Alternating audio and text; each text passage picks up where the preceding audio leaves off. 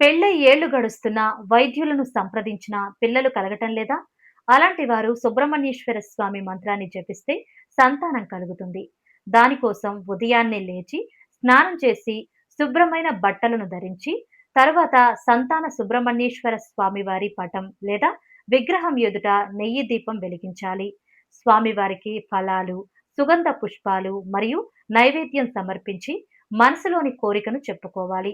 తరువాత ఓం తత్పురుషాయ విద్మహే మహాసేనాయ ధీమహే తన్నో స్కందః ప్రచోదయాల్ అనే పవిత్ర మంత్రాన్ని 108 సార్లు జపించాలి.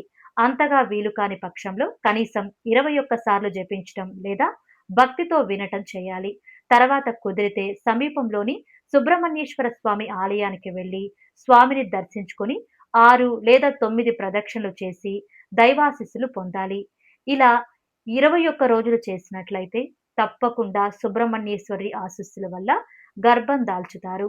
ఈ వీడియో కనుక మీకు నచ్చినట్లయితే లైక్ చేసి, కమెంట్ చేసి, మీ ఫ్రెండ్స్ అండ్ ఫ్యామిలీకి షేర్ చేసి మా ఛానల్‌ని ఫాలో అవ్వండి.